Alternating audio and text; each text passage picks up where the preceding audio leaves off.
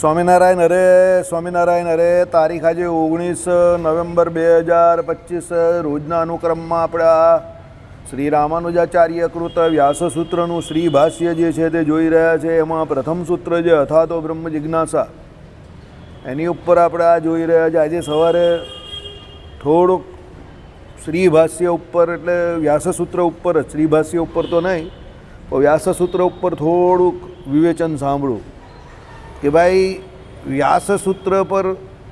વ્યાસસૂત્ર ભણવાનો કોનો અધિકાર છે, કે વેદાંત ભણવાનો અધિકાર કોને પ્રાપ્ત થાય છે. તો એ અધિકાર માટે જે ચર્ચા કરતા હતા તે વખતે એવું કહેતા હતા કે ભાઈ જેને એમ કહી કે અથાતો બ્રહ્મ જિજ્ઞાસા, તો એમાં જે પ્રમાણે કહ્યું એ પ્રમાણે જગતના બીજા વિષયોથી જ્યારે વૈરાગ્ય થયો છે અને એને એમ કહી કે બ્રહ્મને જાણવાની ઈચ્છા થઈ છે એવો જે જીવ છે એના માટે જ વેદાંત છે. એટલે એમણે જે સૂત્રને ગોઠવા તે બહુ સરસ ગોઠવા કે ભાઈ પહેલું સૂત્ર અથાતો બ્રહ્મ જિજ્ઞાસા, તો પહેલાં જગત પ્રત્યે જેને વૈરાગ્ય થયો છે એને એ અધિકાર પ્રાપ્ત થયો છે કે ભાઈ વેદાંત નામના વિષયની અંદર એ પ્રવેશ કરે.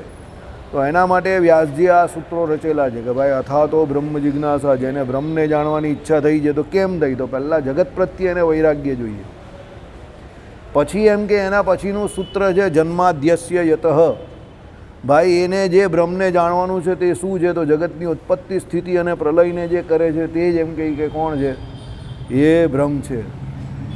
પછી એમ કહી કે ત્રીજો શ્લોક, ત્રીજું સૂત્ર કંઈક કયું એમણે તત્વ સમન્વય, ચોથું કયું, ત્રીજું કયું તો ભૂલી ગયો, તત્વનો સમન્વય કરવાનો છે તે. પછી આહાર શુદ્ધો સત્વ શુદ્ધિ, સત્વ શુદ્ધો ધ્રુવા સ્મૃતિ, એમ આખો અનુક્રમ છે જે એમ કહી કે વ્યાસજીએ કરેલો છે. એટલે આપણે ત્યાં જે પ્રસ્થાન ત્રયની પ્રણાલિકા છે એમાં ઉપનિષદ ઉપર જે આચાર્ય ભાષ્ય કરે, વ્યાસસૂત્ર ઉપર જે ભાષ્ય કરે અને ગીતાજી ઉપર જે ભાષ્ય કરે તે એમ કહે કે આચાર્ય પ્રસ્થાન ત્રયી કહેવાય છે. અને આપણા વલ્ભાચાર્યજી, જગતગુરુ વલ્ભાચાર્યજી, એમણે શ્રીમદ ભાગવત નામનું ચોથું શાસ્ત્ર અંદર ઉમેરીને પ્રસ્થાન ચતુષ્થેય, એટલે આ 4 શાસ્ત્રો ઉપર જે ભાષ્ય કરે એ આચાર્યને પ્રસ્થાન ચતુષ્થેય કહેવાય. એ પ્રમાણે એ વાત કરતા હતા. ને એમણે પછી એ વાત શરૂ ક્યાંથી કરી, તો એમ કહી કે શ્રીમદ ભાગવતની જે શરૂઆત એમાં જે મંગળાચરણનો શ્લોક છે એમાં જન્માદ્યસ્ય યતઃ એમ કરીને જે શરૂઆત કરી છે, તો પરીક્ષિત જેને જાણવાની વાત કરતો હતો એ પરીક્ષિતને એ જણાવતા હતા કે ભાઈ જે જગતની ઉત્પત્તિ સ્થિતિને પ્રલયને કરે છે, સત્યમ પરમ ધીમહિ, એ સત્ય જે છે એની જ હું એમ કહી કે વંદના કરું છું, કે એને જ એમ કહી કે હું પ્રાર્થના કરું છું, એમ કરીને એ શ્લોક કયો છે.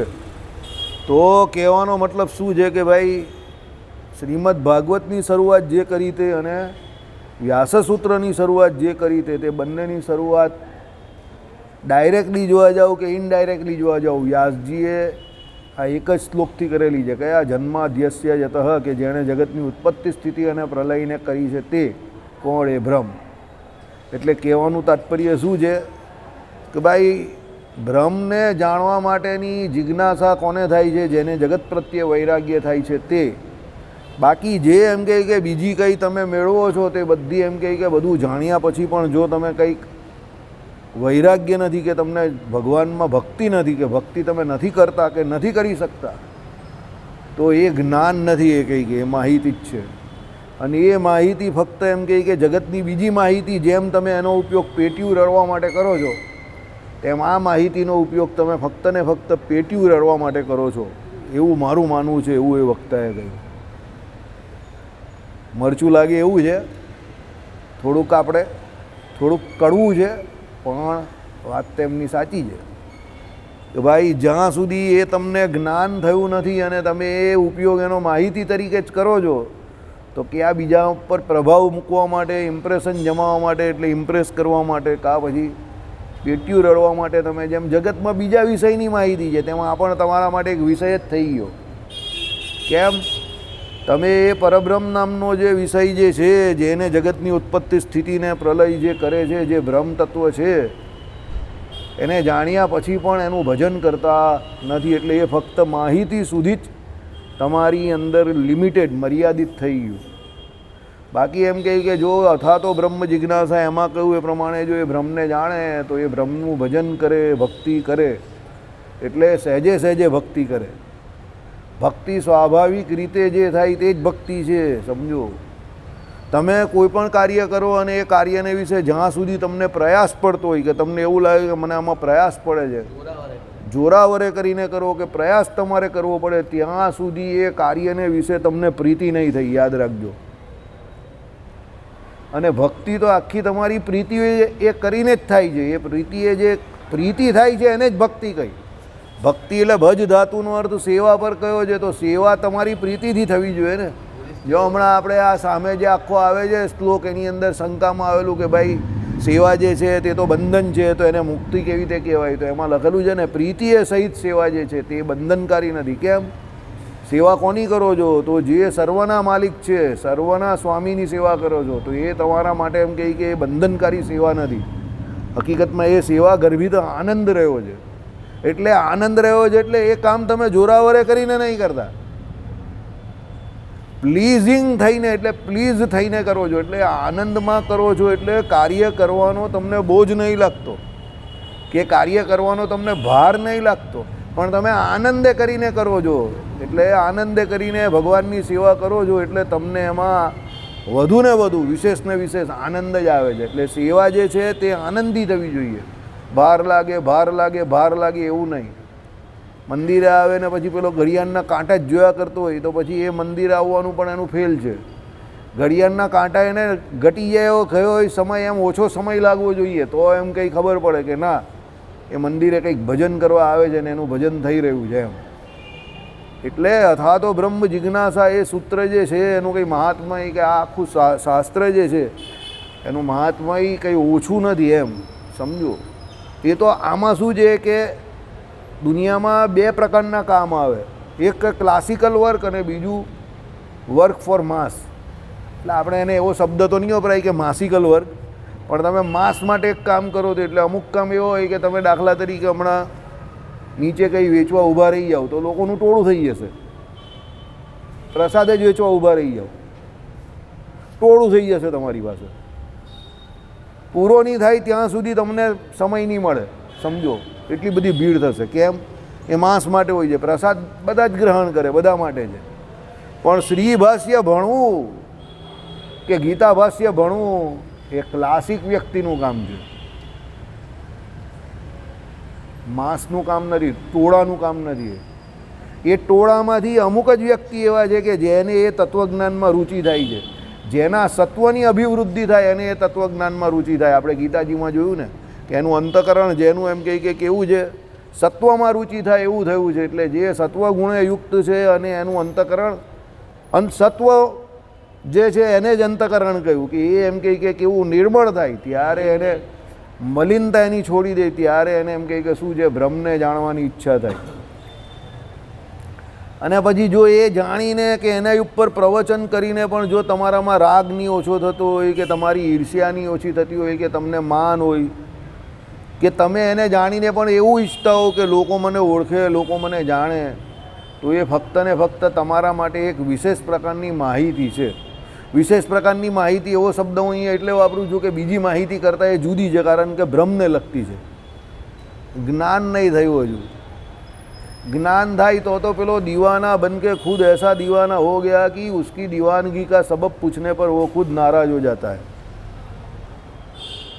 સમજો, કોઈ પણ વ્યક્તિ કોઈ જગ્યા પર ગેલો થઈ જાય તો એ ગેલાને તમે કંઈ પણ પૂછો તો એને કંઈ બહુ વધારે પૂછો તો ગમે નહીં. પછી એ મસ્ત છે એની ગેલાગીરીમાં, એ દીવાનો છે એમાં, એ દીવાનગીમાં જ એને મજા છે. એમ ભક્તિ જે છે એ મીરાબાઈ કે પછી સબરીજી કે પછી નરસિંહ મહેતા એના જેવી કે ભાઈ ખુદ કો પતા ચલા નહીં કે ખુદ કોને. સમજો, એટલે હરિના જન તો મુક્તિમાં ભક્તિ માંગે એવું જે કહ્યું છે તે ભક્તિ એટલે આમાં જે પ્રથમના 43માં માળા જે કહ્યું પ્રમાણે 3 પ્રકારની મુક્તિની ઈચ્છા પણ નહીં રાખતા, પણ ભગવાન પાસે ભગવાનના ભક્ત ફક્ત ને ફક્ત મમ સાયુજ્ય એટલે ભગવાનને જ ઈચ્છે છે, ભગવાન સિવાય બીજું કંઈ ઈચ્છતા નથી.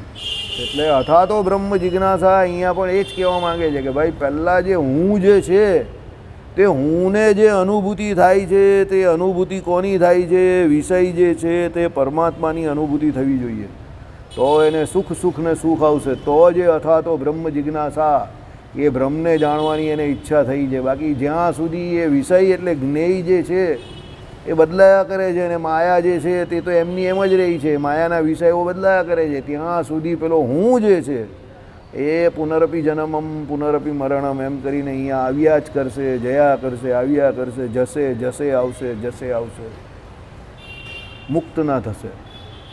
બરાબર?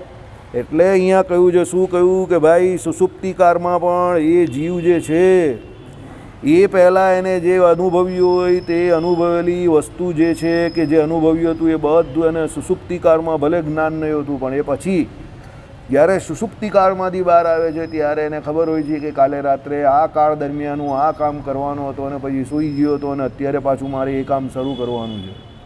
એટલે વચ્ચેના સમયમાં જે સુષુપ્તિકાળ વર્તતો હતો એ એની અજ્ઞાન અવસ્થા ન હતી, પણ એનું જ્ઞાન જે હતું એ ઢંકાયેલું હતું. કારણ કે ત્યારે એવું પણ નહીં કહેતો કે હું અજ્ઞાન અવસ્થામાં છું, એ કંઈ કહેતો જ નથી, કારણ કે એ વિષયને જાણતો જ નથી. એ એમ નહીં કહેતો કે ભાઈ રાત્રે નિદ્રામાં જોઈએ, એમ નહીં કહેતો કે હું જ્ઞાની છું, તો એ એમ પણ નહીં કહેતો કે હું અજ્ઞાની છું. એવું થોડો કહે છે રાત્રે કોઈ ઊંઘમાં કે હું અજ્ઞાની છું, કે એ એમ નહીં કહેતો કે અત્યારે મને વિષયનું જ્ઞાન નથી, તો એ એમ પણ નહીં કહેતો કે મને અત્યારે વિષયનું જ્ઞાન નથી. એને નથી હોતું, પણ એવું એ થોડો કહે છે કે મને નથી. समझो, जब तक वो ये कह रहा है कि मैं सो गया हूँ, तब तक वो सो ही कहा गया है, और जब वो सो गया है तब वो कहता ही क्या है कि मैं सो गया हूँ, उसको कहने की ज़रूरत ही नहीं है. समझ पड़ी? આજે આપણ પેલા વક્તા બોલેલા આનું ઉદાહરણ બ્રહ્મસૂત્રનું આપેલું कि जब तक कोई सो गया है तब तक वो बोलेगा ही नहीं कि मैं सो गया हूँ, और जब वो ऐसा बोलता है कि मैं सो गया हूँ तब वो सोया ही कहाँ है. बराबर? પૂછે બબલીના પપ્પા સૂઈ ગયા, પેલો કહે કે હા સૂઈ ગયો. અરે સૂઈ ગયા જેવું કેવું તો તમે સૂઈ કાઢી ગયા છો. સમજો? એટલે રામાનુજાચાર્યનું કહેવું પણ એવું જ છે કે એ આત્મા જે હું સૂઈ ગયો હતો એ જે એને ભાવ પ્રગટે છે, સમજો સવારે ઉઠીને તે સૂઈ ગયો હતો એ સમય દરમિયાન એને જે કંઈ બાહ્ય વિષયનું એટલે જ્ઞેયનું જે જ્ઞાન ન હતું એટલે એ કહેતો હતો કે હું સૂઈ ગયો હતો. બાકી એ અવસ્થામાં એ જ્ઞાની નથી, તો એ અવસ્થામાં એને એવી અનુભૂતિ પણ નથી કે હું અજ્ઞાની છું. એટલે એ અવસ્થા કેવી છે? બાહ્ય વિષય જે છે એનું એને જ્ઞાન રહેતું નથી, કારણ કે જ્ઞેય જે છે બાહ્ય વિષયો જે છે એનું જ્ઞાન થવા માટે એની જાગ્રત અવસ્થા બહુ જરૂરી છે. એ અવસ્થા ભેદે કરીને સુષુપ્તિને કારણે એને ત્યારે એ જ્ઞાનવાળી અવસ્થા રહેતી નથી, એટલે એવું કહેવાય છે કે ભાઈ એ અજ્ઞાનમાં છે. બાકી વસ્તુ તે એ કંઈ એવું થોડું કરતા તરીકે ત્યારે કહે છે કે હું અજ્ઞાન અવસ્થામાં છું. કાલે આ સમજાવવું હતું પણ રહી ગયેલી એ લાઈન. એવું આમાં લખેલું તો આવેલું પણ મારે કહેવાનું રહી ગયું હતું, પછી અત્યારે યાદ આવ્યું એટલે કહી દીધું. બરાબર? ચાલો.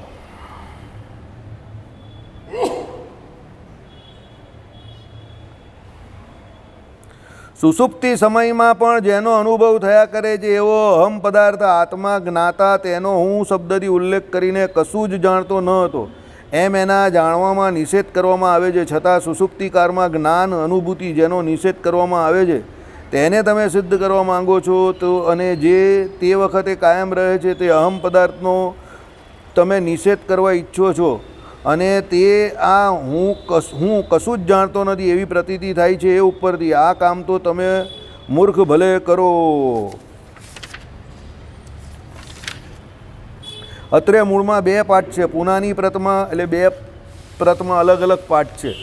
દેવાનામ પ્રિય સાધયતું એટલે પાઠ છે, અને એમાં દેવાનામ પ્રિયનો અર્થ દેવોને વહાલો, પશુ અજ્ઞાન માણસ મૂર્ખ એવો થાય છે, અને ઉપર એ પાઠ સ્વીકાર્યો છે. બીજી પ્રતોમાં દેવાનામ સાધયતું બરાબર પાઠ છે, એનો અર્થ એવો થાય છે દેવો આગળ ભલે સિદ્ધ કરે, અર્થાત જે બોલવાના જવાબ દેવાના નથી તેની આગળ ભલે બબડાટ કરે, પણ રામાનુજાચાર્યે દેવો પ્રત્યે આવો અનાદર બતાવે એ ઠીક દેખાતું નથી. માટે અત્રે પહેલો પાઠ રાખ્યો છે દેવોને વહાલો, એટલે કે મૂર્ખ અજ્ઞાન માણસ એમાં પણ યજ્ઞાદિક કર્મકાંડ ઉપર આક્ષેપ સમયેલો છે, જે રામાનુજાચાર્યને અનિષ્ટ જ છે, પણ મૂર્ખના અર્થમાં એ શબ્દો રૂઢ થઈ ગયેલા છે, એટલે મૂળ અર્થ સુધી જવાની જરૂર રહેતી નથી. એટલે આપણે કંઈ લાગતું ઓળખતું નથી, એ તો સંસ્કૃત ભણેલા હોય એના માટે છે દેવાનામ પ્રિય અને એ બધું, કે ભાઈ મૂર્ખ કહેવા માંગે છે રામાનુજાચાર્ય, એવી વાત છે.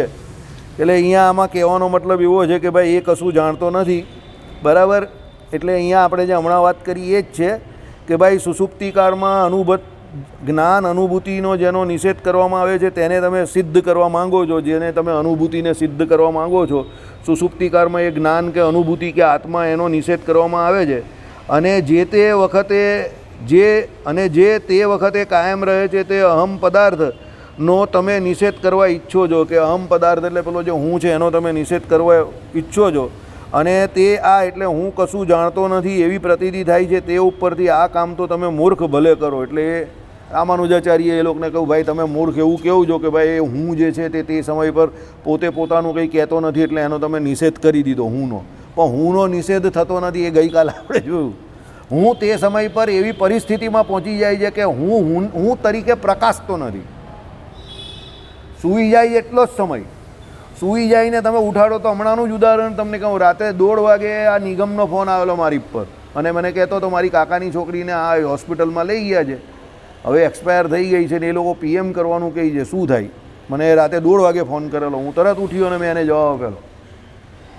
2 મિનિટ 3 મિનિટ મને એવું લાગ્યું અત્યારે ફોન આવ્યો, પણ પછી મેં જોયું નિગમ જરીવાલા, એટલે હું સમજી ગયો કે ઇમરજન્સી હશે. મેં કહું બોલ ભાઈ શું થયું? તે કહે કે આવું થયું છે.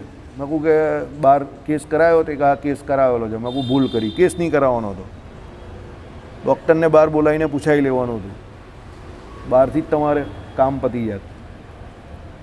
MD ડૉક્ટર હોય ને એને પૂછી લેવાનું કે ભાઈ આવું છે, તો કેસ નહીં કરવાનો. એ કે કેસ પૂરો થઈ ગયો છે, તો પછી કેસ કરીને અંદર પેશન્ટને લઈ નહીં જવાનું, કારણ કે તમે કેસ કરાવીને અંદર લઈ જાઓ એટલે પછી હોસ્પિટલના બધા ક્રાઇટેરિયા ચાલુ થઈ જાય, પછી PM કરે, હોસ્પિટલમાં મરે. એટલે સમજી ગયા? એટલે તમને ડાઉટ હોય તો હોસ્પિટલની બહાર જ કોઈ ઓળખીતો ડૉક્ટર એને બોલાવી દેવાનો અને એને જ કહી દેવાનું કે શું છે આમાં. એટલે કે કંઈ નથી, તો ભાઈ અંદર એન્ટ્રી નહીં પાડવાની, બહારથી જ. જય સ્વામિનારાયણ. આઈડિયા આવે છે હું કેવું જાઉં? તમે હોસ્પિટલમાં લઈ ગયા પેશન્ટને, અને હોસ્પિટલનો તમે કેસ ફાયરો, ને પછી પેશન્ટ મોત એની ત્યાંથી ડિક્લેર થઈ, મૃત પેશન્ટની, તો એની પર પોસ્ટમોર્ટમ કરે.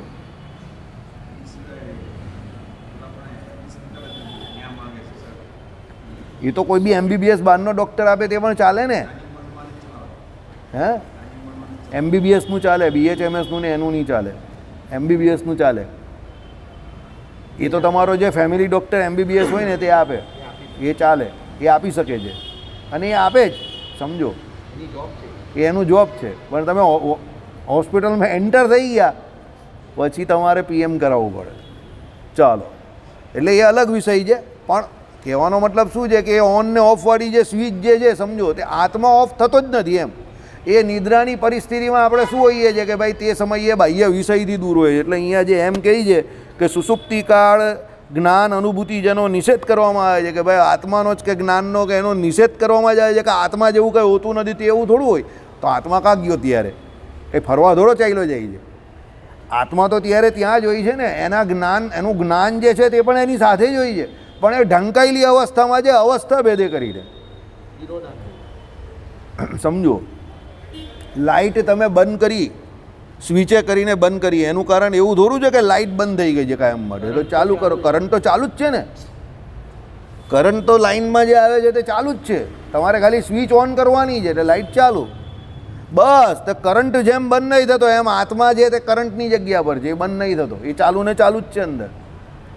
પણ રાત્રે સુષુપ્તિમાં નિદ્રા અવસ્થામાં તમે છો, તમો ગુણ પ્રધાન છે, એટલે શું થયું? તમને એવું લાગે છે કે પેલી લાઇટ જે છે તે બંધ થઈ ગઈ, પણ એ તો પાછા તમે જાગ્રતમાં આવશો એટલે ઓન થઈ જશે તરત જ. કારણ કે મેઇન સ્વિચ જે છે તે તો ઓન જ છે. કયો? જીવાત્મા તો અંદર છે, જે મેઇન સ્વિચ છે એ તો ઓન જ છે, અને એમાંથી જ્ઞાન શક્તિ જે છે તે કરંટ છે, તે બધે ચાલુ જ છે. આઈડિયા આવે છે? રાત્રે તમે સૂઈ જાઓ ત્યારે પણ તમારી જ્ઞાન શક્તિ તો ચાલુ જ હોય છે. એટલે કીડી કરી દે તો તમે આમ કરતા નથી, એ કીડી લાગે છે આમ કરીને. ઊંઘમાં પણ તો જ્ઞાન શક્તિ તો ચાલુ જ હોય છે ને. એટલે હુંનો નિષેધ નહીં થતો. જે આમાં અદ્વૈતીઓ કહે છે કે હુંનો જ નિષેધ કરે છે સુષુપ્તિમાં, એ હુંનો નિષેધ નહીં થતો. કારણ કે રાતના જે કંઈ તમારા પથારીની અંદર તમને સૂવામાં તકલીફ આપતી ઘટનાઓ ઘટતી હોય તો તમને ખબર જ પડી જાય છે. તમે બહાર ગયા હો અને કોઈ જગ્યા પર કંઈ માકડા ફાકડા હોય, કોઈ ધર્મશાળામાં કે કોઈ જગ્યા પર હોટલ બોટલમાં રહેવા ગયા હોય, બહાર જાય એવું ખાસ બને. આખી રાત ઊંઘ નહીં આવે, તમને કરી દે તો આમાં તમે ખંજવાળ કરો તો તમે ભાઈ સવારે ઉઠીને નહીં કહેતા હાલા ખંજવાળીને થાકી ગયા, રાત્રે માકડ લોહી પી ગયા. તો ત્યારે તું શું તમને સૂઈ ગયા હતા તો પણ તમને ખબર તો હતી જ ને કે માકડા છે, આઈડિયા આવે છે. એટલે ત્યારે આત્મા કંઈ ફરવા નહીં ચાલ્યો જતો કે એની કંઈ જ્ઞાન શક્તિ ઓફ નહીં થઈ જતી. હા, હું સૂઈ ગયો હતો એટલે શરીરને આરામ મળેલો છે. આત્માને આરામ તો શરીરને આરામે લઈને કયો છે. કારણ કે આત્માને આરામ શું જોઈએ છે કે એની જ્ઞાન શક્તિ છે એ વિષયો પાછળ જે ખર્ચાઈ છે એ ત્યારે નહીં ખર્ચાતી, કારણ કે બાહ્ય વિષયોનો એને ત્યારે યોગ નહીં હોતો, એટલે ત્યારે એને આરામ લાગે છે. સમજો, આત્માને ઓરિજિનલ આરામ બધા સુસુપ્તિમાં જ મળે છે. પછી 84 લાખ જાતની યોનિમાં ફકરીને ફરીને થાકી જાય, પછી માયાના ગર્ભમાં પ્રલયકાળમાં જાય ત્યારે એને આરામ મળે. એટલે એને આરામ સુસુપ્તિમાં જ મળે છે. એટલે મારો ભાઈ કહીને સુખી આ દુનિયામાં બે જ જણા છે. પેલા ભાઈ ગયા તે, એક સાધુ, બીજો ગાંડો. બાકી સૂવે તો સમાધિ ને ઉઠે તો ઉપાધિ. હવે તે બધા મુદ્દામલમાં બહુ પાક્કા, મુદ્દો જ પકડે. એવી જગ્યા પરથી પકડે પેલાને કે ચોટલી ઊંચી થઈ જાય. સમજ્યા? એટલે કહેવાનું તાત્પર્ય શું છે, તમે સૂઈ જાઓ એટલે સમાધિમાં જ છો. એમ તમને બાહ્ય વિષયનું જ્ઞાન નથી એટલે તમને સમાધિ. સમજો, ભગવાનનો યોગ પણ ત્યારે જીવને થાય જ છે સુસુપ્તિમાં. કારણ કે અમુક જગ્યા પર એવું કહ્યું છે કે એ જીવ ત્યારે ભગવાનના અંકને વિશે સૂઈ જાય છે, એટલે ખોળાને વિશે. એટલે નાનું બાળક જ્યારે માતાના ખોળામાં સૂઈ જાય અને પોતે કેવું સેફટી એકદમ ફીલ કરે અને એને કેવી મજા આવે ત્યારે આમ કેવો સૂઈ જાય શાંતિથી માતાના ખોળામાં, એમ જીવ ત્યારે સુસુપ્તિને વિશે ભગવાનના ખોળામાં સૂઈ જાય છે, એવો એને આનંદ આવે છે. એટલે તમને રાત્રે આનંદ આવે છે. You feel extremely comfortable and homely, એમ કે તમે આમ બહુ હોમલી ફીલ કરીને સૂઈ જાઓ ને સવારે ઉઠો તો તમારો બધો થાક ઉતરી ગયો હોય છે.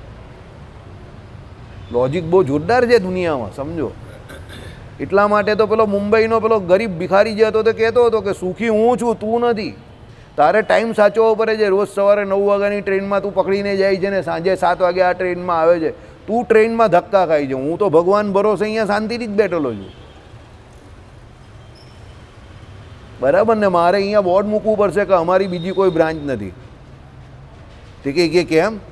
મારી આવક કેટલી છે કે અહીંયા બેઠા બેઠા જ.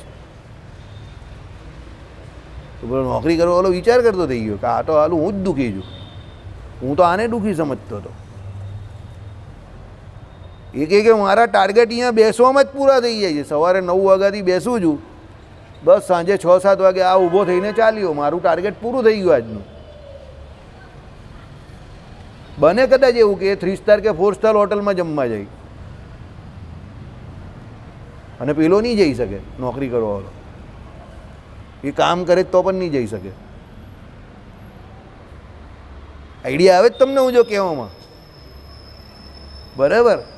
બને એવું કે એની આવક એટલી થઈ જાય ત્યાં બેઠા બેઠા કે એને એવું થાય કે આજ તો બહુ બઢિયા, ચલો 3 સ્ટાર મેં જાતે હૈ, 4 સ્ટાર મેં જાતે હૈ. એ ખાઈ શકે છે કારણ કે એને તો બીજે દિવસની ચિંતા જ નથી ને કંઈ, કાલે પાછું આવી જશે. એટલે એણે પેલાને શું કહ્યું કે તું મને સુખની શિખામણ નહીં આપ, સુખી તો હું છું જ. કાલે અહીંયા બોર્ડ લગાવવાનો જ કે અમારી કોઈ બીજી બ્રાન્ચ નથી. એટલે જેને આપવો હોય તે ક્યાં આપી જાય? અહીંયા જ આપી જાય. હા, એ કે મારા માટે બધી લાઈન ખુલ્લી છે. ઓછું આવે તો ઢાબા પર પેલો છે જ 20 રૂપિયામાં થાળી, રોટલી ને સબ્જી 40 રૂપિયામાં, અને 1000 રૂપિયા આવે તો મારે તો 3 સ્ટારમાં ચાલ્યો જવાય. તારાથી તું રોજના 1000 કમાય જ પણ તારાથી 3 સ્ટારમાં નહીં જવાય. બોલો કે હા, એ વાત તારી સાચી. સમજો? એટલે કહેવાનો મતલબ અહીંયા શું છે, સુખની જે ડેફિનેશન છે, વ્યાખ્યા છે, એ વ્યક્તિ ટુ વ્યક્તિ અલગ અલગ છે. સમજો? મને કોઈ એમ કહે કે સુખ એટલે શું, તો શાંતિથી બેઠેલા જે જ સુખ છે. કારણ કે સુખી વ્યક્તિની પહેલી નિશાની જ શાંતિ છે. જેને શાંતિ નથી તે સુખી છે જ નહીં કોઈ દિવસ. આઈડિયા આવે છે? બાહ્ય પરિસ્થિતિ ગમે એવી વણસેલી હોય પણ જો તમે અંદરથી શાંત છો તો એ તમે સુખી છો, તમારી જ્ઞાનની તમે પરિપૂર્ણ અવસ્થામાં છો, કારણ કે તમે શાંત છો. કારણ કે ઓરિજિનલ સ્વભાવ આપણો શું છે? શાંત રહેવું. પ્રશાંત મૂર્તિર નિર્દોષ. પણ તમારી બાહ્ય પરિસ્થિતિ જરા આમ તેમ થઈને તમે અંદરથી અશાંત થઈ જાઓ, ડોલા ડોલી થઈ જાય, તમને મારામારી કરી નાખો, ગાળાગાળી કરી નાખો, તું આવો છે, આ આવો છે, આને આમ ભાન નથી, પેલાને પેલું નથી, એટલે પૂરું થઈ ગયું. તમે સુખી નથી, તમે અજ્ઞાનની અવસ્થામાં જોયું, તમે અશાંત થઈ ગયા, એટલે બાહ્ય પરિસ્થિતિ તમારી પર હાવી થઈ ગઈ.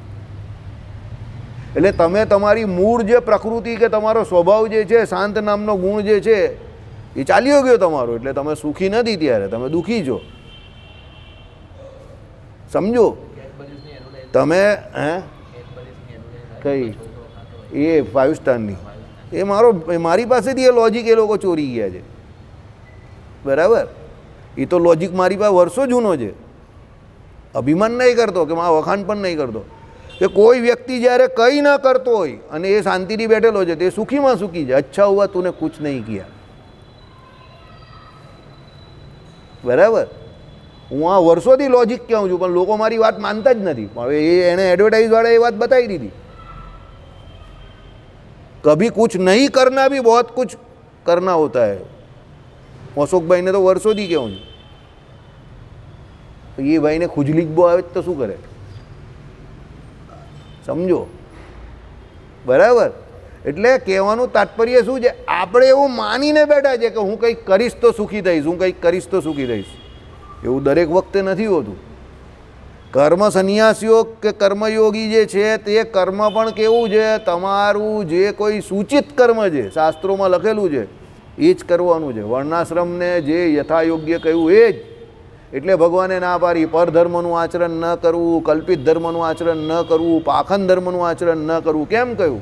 સુખી રાખવા માટે, તમને શાંત રાખવા માટે તમને. એટલે તમે શાંત તો રહેવું કે તમે તમારા વર્ણ અને આશ્રમ પ્રમાણે તમારું કર્મ કરો, ભગવદ ઈચ્છાથી અને તમારા પ્રારબ્ધથી તમને જે મળશે એમાં રાજી રહેવું. એટલે પૂરું થઈ ગયું, તમારું જીવન નીકળી ગયું. એ તમે તમારી મૂળ અવસ્થામાં જે છો એ જ શાંત છો અને એ જ સુખ છે અને એ જ તમને આધ્યાત્મ જીવનનો સૌથી મોટો થયેલો લાભ છે. આ જ જ્ઞાન છે. બાકી માહિતી તો દુનિયામાં બધી અવેલેબલ જ છે. ગૂગલ બાબામાં ગૂગલનો હવે તો પેલો કેટલો કંઈ જેમિની આવે છે ને મેટા આવે છે ને બધું કેટલું બધું આવે છે. દબાવો એટલે પટ પટ પટ પટ કેટલી બધી માહિતી આવે છે. તો હું એ બધા માહિતી મળી તો બધા વિદ્વાન થઈ ગયા, એ બધા બાબા થઈ ગયા એકદમ, એ બધા અધ્યાત્મ જગતના નિષ્ણાત થઈ જવાના.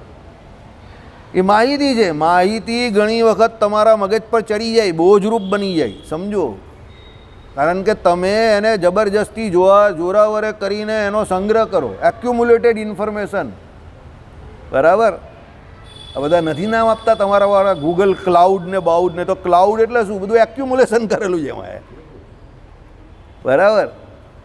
તો એ એક્યુમ્યુલેશન ઓફ ઇન્ફોર્મેશન છે. એ તમે જ્યાં સુધી એપ્લાઇડ નહીં કરો કોઈ જગ્યા પર, તમારા રોજબરોજના જીવનમાં જો એ કામમાં નહીં આવતી હોય તો એ ખાલી ફક્ત બોજારૂપ છે તમારા માટે.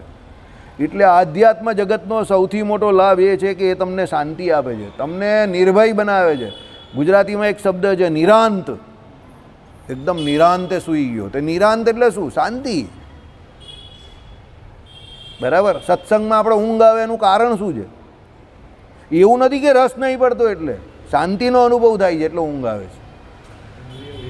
તમારી બધી ઇન્દ્રિયો બીજા વિષયથી વિરામને પામી જાય એટલે તમને સત્સંગમાં કથા વાર્તામાં હંમેશા ઊંઘ આવે, બગાસા આવે. તમે બીજી જગ્યા પર આવો તો તમારું મન આટલું શાંત નહીં હોય એટલે તમને ઊંઘ નહીં આવે, ચિંતામાં રહી માણસ. અહીંયા બધી ચિંતા હળવી થઈ જાય, તમને શાંતિથી સાંભળો, આ મસ્ત જોલવું આવે. કારણ કે ઇન્દ્રિયો બધી વિરામને પામે, ધીરે ધીરે એના વિષયોમાંથી મુક્ત થઈને. અને જો અહીંયા પણ તમારું ચિત્ત ન લાગેલું હોય તો પછી એ તમારું મન આમ તેમ ભટકતું ને ભટકતું જ રહી, મજા નહીં આવે. સમજો? એટલે આ જ સમજવાનું છે કે ભાઈ હું જે છે તે સુષુપ્તિને વિશે પણ કશે કોઈ જગ્યા પર જતો નથી, જ્ઞાન પણ કંઈ જતું નથી. અવસ્થા ભેદે કરીને એ જ્ઞાનને વિષયરૂપ કોઈ બાહ્ય વિષય એનો ત્યાગ છે એટલે પછી એને કંઈ જરૂર જ નહીં પડતી ઉપયોગની. બરાબર? ચલો, તમે કહેશો કે હું મને પણ જાણતો ન હતો એમ ભાન થાય છે, તેથી અહમ પદાર્થ પણ તે વખતે અનુભવ થતો હોતો નથી એમ જણાય છે. ભાઈ હું મને પણ નહીં જાણતો, તે સમયે તો હું કોણ છું એ પણ કંઈ જાણતા નથી ને. સમજો. એટલે શું કહ્યું કે ભાઈ એ સમય પર તો અહમ પદાર્થનો પણ અનુભવ થતો નથી એમ જણાય છે, પણ ખરું જોતાં તમારા અનુભવ અને તમારા વચન વચ્ચે વિરોધ આવે છે, તે પણ તમે જાણતા નથી. તમે પૂછશો કે હું મને જાણતો ન હતો એમ અનુભવ અને વચન છે, તેમાં મને શબ્દથી શેનો નિષેધ કરવામાં આવે છે? આ પ્રશ્નનો ઉત્તર આપે ઠીક પૂછ્યું, કહું છું.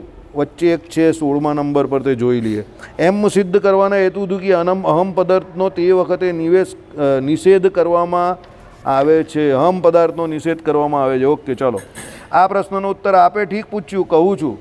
અહમ પદાર્થ જે જ્ઞાતા તે તો કાયમ રહે છે, એથી એનો પોતાનો નિષેધ કરવામાં આવતો નથી, પણ જાગ્યા પછી અહમ પદાર્થ અનુભવાય છે, તેનામાં વર્ણાશ્રમાદિ વિશેષોનો નિષેધ કરવામાં આવે છે.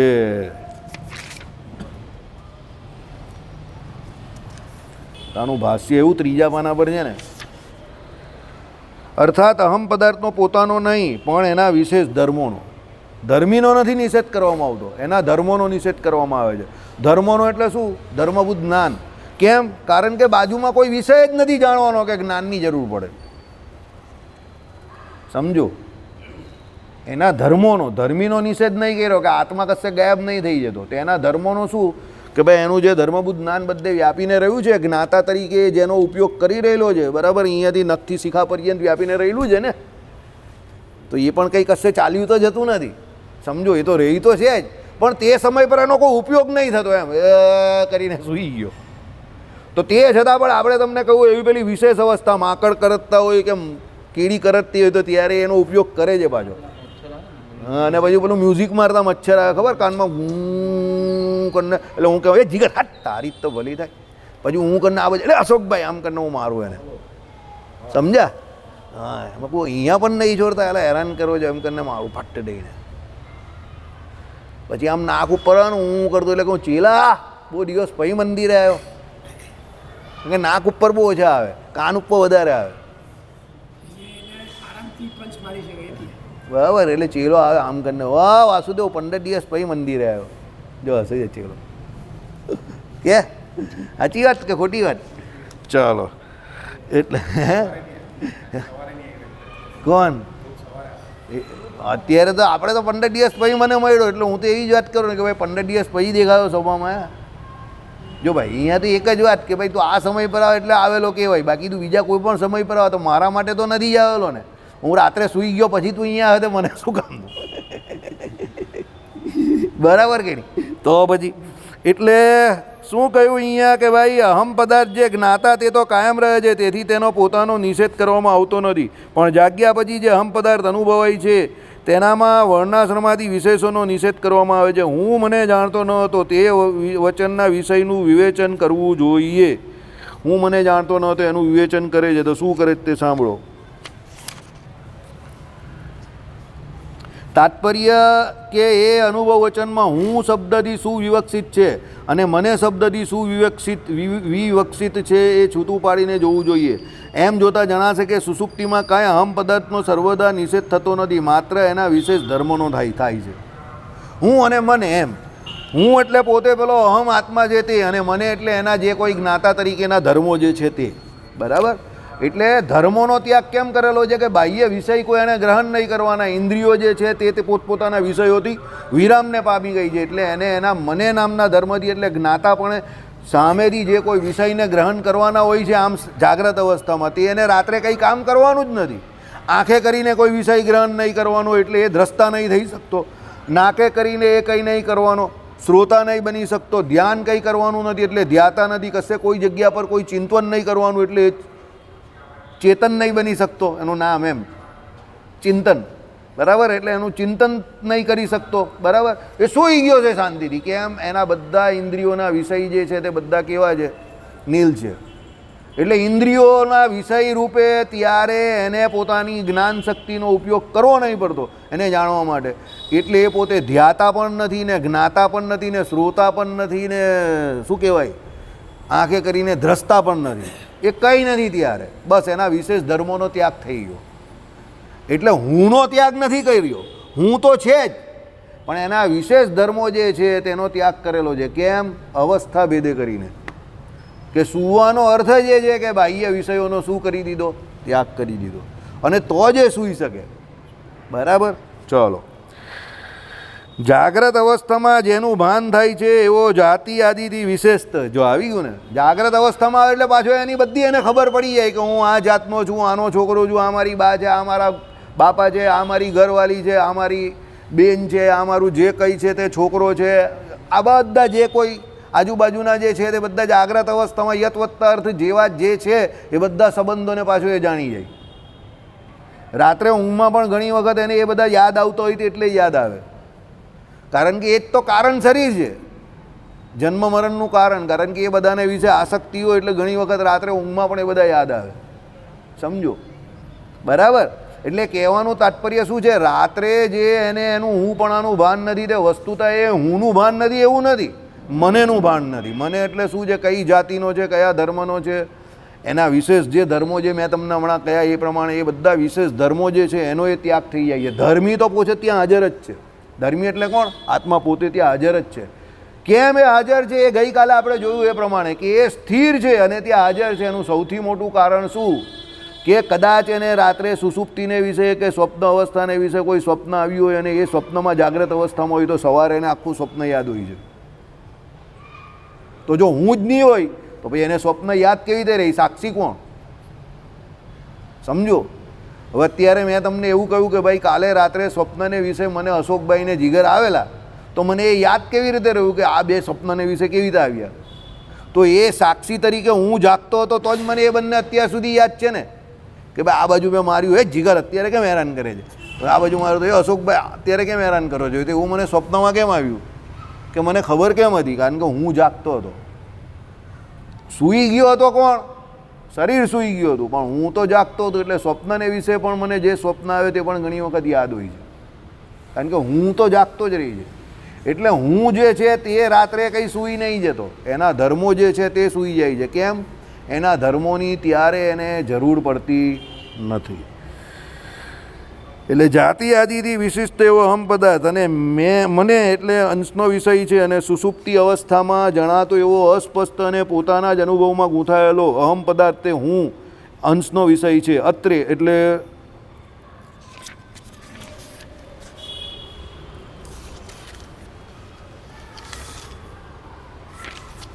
હું મને જાણતો ન હતો. એમાં હું અને મને પદના અર્થમાં ફેર છે. મને ભાગ જાતિત્વથી વિશિષ્ટ એવો જે હું પદાર્થ તેને લાગે છે અને હું એ ભાગ અસ્પષ્ટ અને વિષય રહિત અનુભવમાં ડૂબેલા હુંને લાગે છે.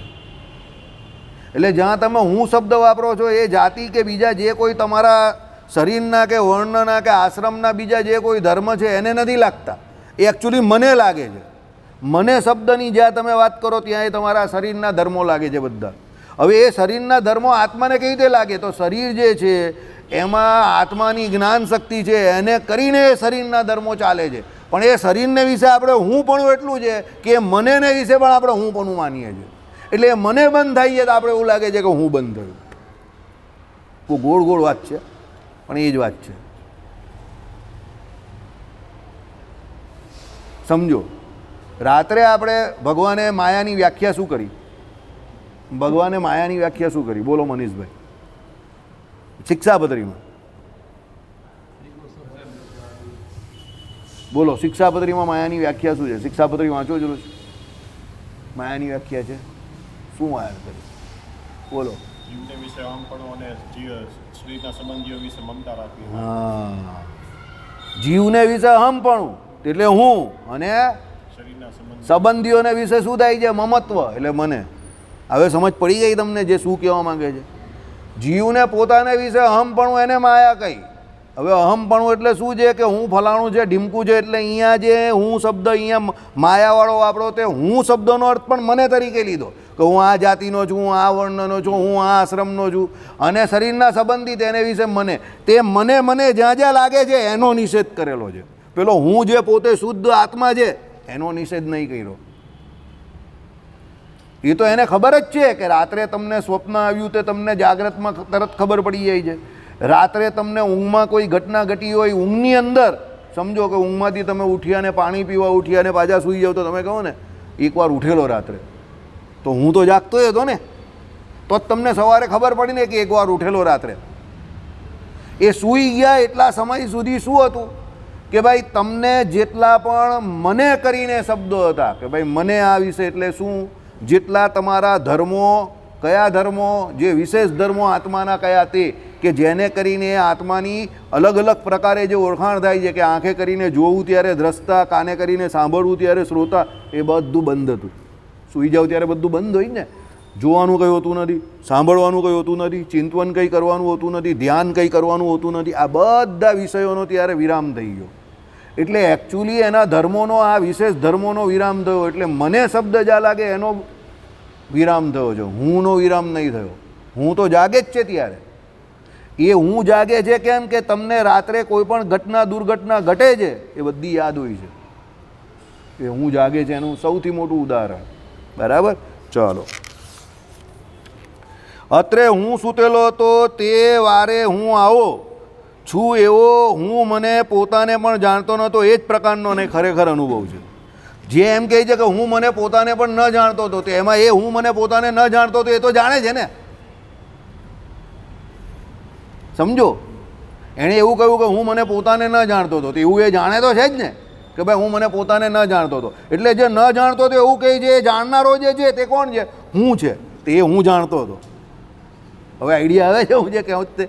ચાલો. એટલે આવો શબ્દ ઉપર ભાર મૂકવાનો છે. સુષુપ્તિમાં હુંનો નિષેધ નથી થતો. જાતિ આદિ વિશિષ્ટ આવો હુંનો જ નિષેધ થાય છે. એટલે હું આવો છું, કેવો? આ જાતિનો છું, આ વર્ણનો છું, આ કામ મારે કરવાનું છે, આ મારા બાપા છે, આ મારી પરીક્ષા છે, એ બધા આવો શબ્દમાં જ્યાં હું વપરાય છે. એટલે જ્યાં હું વપરાવો નહીં જોઈએ, પણ માયાએ કરીને જે આપણે આ કહ્યું ને અહમ અને મમત્વ, જેને કરીને આપણે ત્યાં એ હું વાપરીએ છીએ જોરાવરે કરીને, અજ્ઞાને કરીને, એનો નિષેધ કરેલો છે. એટલે આપણે આપણા મૂળ અવસ્થામાં પહોંચી જઈએ છીએ એ સમય પર મસ્તીથી. એટલે કોઈ વ્યક્તિમાં કાવા દાવા ઓછા હોય કે કોઈ ભલો માણસ હોય, કોઈ તમારી વાતને બહુ નિગ્લેક્ટ કરતો હોય કે લેટ ગો કરતો હોય, એનો મતલબ એવો નહીં માનતા કે એ ગગો છે, એને એ ગમતું નથી, એને એમાં રસ નથી. કેમ એને એમાં રસ નથી? કારણ કે એને આમાં રસ છે, એને હુંમાં રસ છે. સમજો, હવે એને જેને હુંમાં રસ પડી ગયો ને, એને આજુબાજુ ઉપર નીચે મગનભાઈ છગનભાઈ શું કરે છે એમાં કોઈ રસ નથી. તમે જોજો, મંદિરમાં જેને ભજનમાં રસ છે કે જેને ભજનમાં વૃત્તિ છે એને બીજી કંઈ ખબર નહીં હશે, પણ જેનાથી ભજન નહીં થતું એને મંદિરના આખા સમાચાર મળી જશે. એ બધા હાલતા ચાલતા અબ્દુલ છે. તમે આમ સ્વિચ બટન દબાવો એટલે એ તરત જ બોલશે, ખટાખટ બોલેગા. કેમ? એને હુંમાં અને ભગવાનમાં રસ હજુ જોઈએ એવો જાગ્યો નથી. બાકી જેને હુંમાં અને ભગવાનમાં રસ જાગેલો છે એની પાસે સમય જ નથી. એટલે આપણે એવો દાવો કરીએ છીએ કે આપણે ભજન કરવા મંદિરે આવીએ છીએ, પણ વસ્તુતા આપણે શું કરીએ છીએ એનું આંકલન આપણે પોતે જ કરવાનું છે. જ્યાં સુધી આપણે બીજાની ચિંતા છે, પારકાની પંચાયત છે, અરે આમાં આપણા પોતાના જાતિ ધર્મની વાત કરી છે, તો આપણે જાતિ ધર્મ પોતાના જે વાત કરે છે એને આમાં નિષેધ કરેલા છે, તો પહેલાંમાં તો આપણે બીજાની કરીએ છીએ, તો આપણે કેટલું ખોટું કામ કરીએ છીએ જરા વિચારો. આધ્યાત્મ જગતની દ્રષ્ટિએ વિચારો કે આમાં તો જે હું શબ્દને લાગતા જાતિ ધર્મ જે છે, જે અજ્ઞાને કરીને તમને ને મને વળગેલા છે, એનો નિષેધ કરેલો છે. તો આપણે તો આપણી વાત તો જોડો, આપણે કાજી ડૂબલે ક્યું તો સારે ગાંવ કી ભીકર, એવી હાલત છે આપણી. બરાબર? એટલે બધું આમાં શું છે, શાસ્ત્રોમાં પ્રસંગોપાત બધા વિષય છે, પણ તમારે કયો વિષય ક્યારે કેટલો સેન્સિટિવલી ગ્રહણ કરવો છે એની ઉપર તમારો પોતાનો આધાર છે. એક ગોપી હતી, તે બહાર જતી હતી અને હસતી હસતી જતી હતી, અને બીજી ગોપી એને મળી. તે કંઈ કાં ચાલી? તે કંઈ ચંદ્રના દર્શન કરવા. અક્કલ વગરની છે એમ કે આજે ચોથ છે, ચંદ્રના દર્શન નહીં થાય.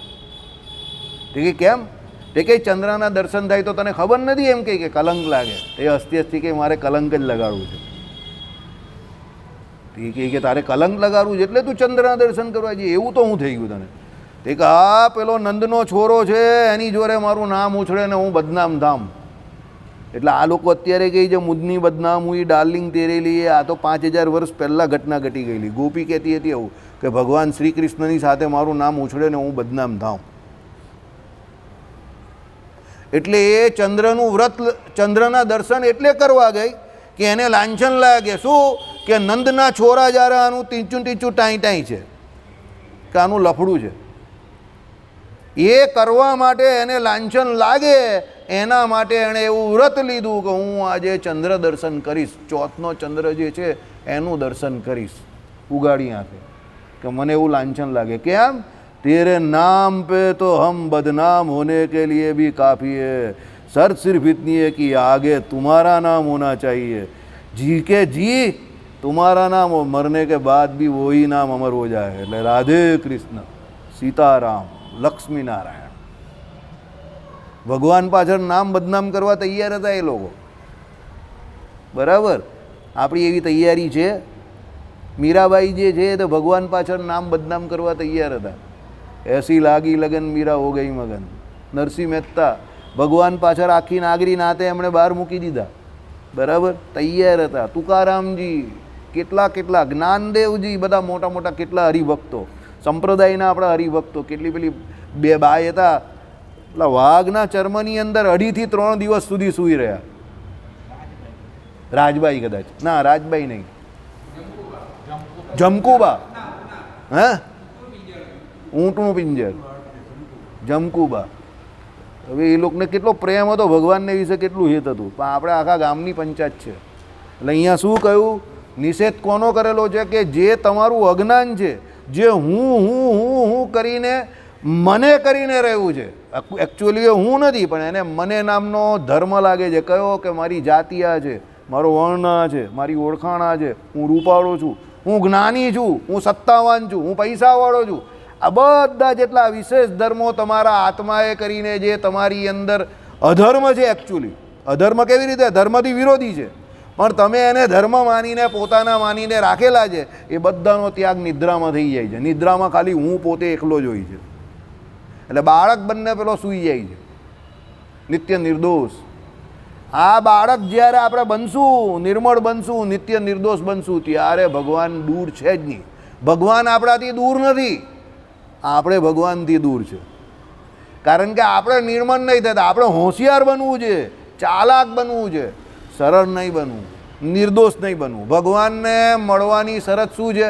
નિર્દોષ બનવાનું છે, ચાલાક બનવાનું નથી, હોશિયાર બનવાનું નથી. હોશિયાર અને ચાલાકને ભગવાન મળ્યો હતો તો બધા બહુ મગજવાળા માણસ દુનિયામાં ફરે છે, એને કોઈ ભગવાન મળ્યા નથી. નિર્દોષ વ્યક્તિ હોય એને ભગવાન મળે છે, સરળ વ્યક્તિ હોય એને ભગવાન મળે છે. અને કેવું ન જોઈએ તમને, આ બધા ચોપડા ફાડીએ જ ને આપણે, આપણો હિસાબ કરો અને પેલા જે ચોપડા નહીં ફાડતા એવાનો હિસાબ કરો તો ચોપડા નથી ફાડ્યા એ લોકોને ભગવાન વધારે મળેલા છે. ઇતિહાસ એવું કહે છે.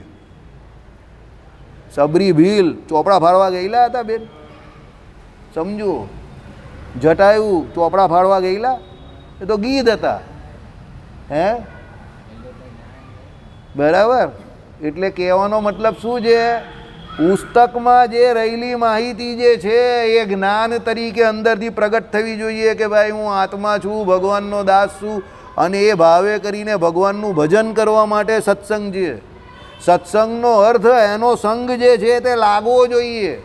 જો લાગે નહીં અને પેટ ભરવા માટે જ જો એનો ઉપયોગ કરતા હોય તો એ તો પંડિત છે, સત્સંગી નથી. બરાબર. હા, દેવાનામ પ્રિય એટલે કયું? દેવાનામ પ્રિયનો અર્થ શું થાય? મૂર્ખ. આપણે કહીએ કે દેવાનામ પ્રિય એટલે દેવને બહુ પ્રિય, પણ આપણે કોઈને શું કહેવાનું? મૂર્ખ કહેવો હોય તો ભાઈ તું તો દેવાનામ પ્રિય છે. પણ દેવાનામ પ્રિયનો અર્થ સંસ્કૃતમાં શું થાય છે? મૂર્ખ થાય છે. તો આપણે બધા કેવા છે? દેવાનામ પ્રિય. ભાઈ પોતે પોતાની જાતને શું સમજીએ છે? બહુ હોશિયાર. બરાબર. પણ ભગવાનની દુનિયામાં આ હોશિયારી કંઈ ચાલતી નથી. આમાં એ જ આવી ગયું કે ભાઈ અહમભાવ જે છે એ હું મરતો નથી, પણ આ વિશેષ ધર્મનો ત્યાગ કરવાનો છે. જેને અજ્ઞાને કરીને આપણે હું માની બેઠા છે એ બધાનો ત્યાગ કરવાનો છે. આ જ વેદાંત છે. બરાબર. જો વેદાંતનો અભ્યાસ કર્યા પછી આપણે પહેલાં શરૂઆત કરીએ એ પ્રમાણે વૈરાગ્ય ન થાય, ભક્તિ ન થાય, કંઈ કામનું નથી. આવતીકાલે અમાસ છે, બપોરે 12 વાગે આપણે માનગઢ ચોકમાં માનવ કલ્યાણ ટ્રસ્ટની અંદર જે માનસિક રીતે બીમાર નાની કન્યાઓ જે છે એમના માટે આપણા મંડળ તરફથી ભોજનની વ્યવસ્થા કરેલી છે. જેમણે હાજર થવું હોય તે બપોરે 12 વાગે ત્યાં હાજર થઈ જાય. જેને સેવા કરવી હોય તે પ્રમાણે કરી શકે છે. શ્રીપતિમ શ્રીધરમ સર્વદેવેશ્વરમ ભક્તિધર્માત્મજમ વાસુદેવ